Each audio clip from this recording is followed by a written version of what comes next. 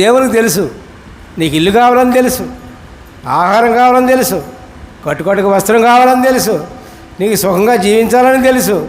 అన్నప్పుడు నీ స్వబుద్ధికి సొంత బుద్ధి మీద ఆధారపడకుండా, సొంత బుద్ధి మీద నువ్వు ప్రవర్తించకుండా ఏం చేయాలి?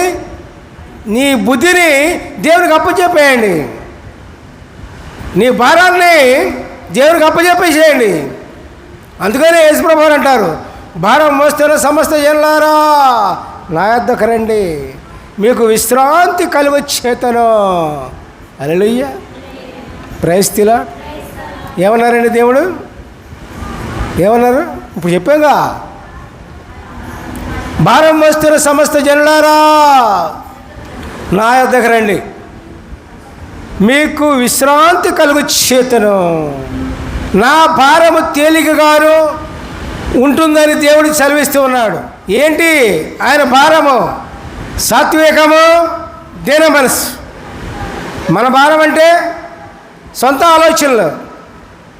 మన సొంత ఆలోచనల ప్రకారం మనం పోతే, సొంత క్రియలను బట్టి మనం పోతే మనం భారం వేయలేము, మన జీవితం నడవలేము, మనం ఏది మాట్లాడలేము దేవునికి అనుకూలంగా.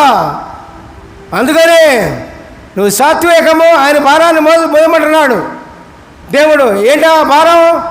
సాత్వికము, దీన మనసు. మళ్ళీ చెప్పండి అందరూ, సాత్వికము, దీన మనసు. ఏంది అరవండి? ఇంటి దగ్గర అది బాగా అరుస్తారు. ఇంటి దగ్గర అన్నీ అరవండి.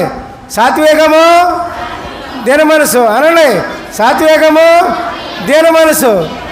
అది మనం అవలంబించితే, సాత్వికము, దీన మనసు మనం అవలంబిస్తే అప్పుడు ఏం జరుగుతుంది? మన భారం తేలికైపోతుంది. ప్రియులారా, దేవునికి స్తోత్రం. అర్థమవుతుందా?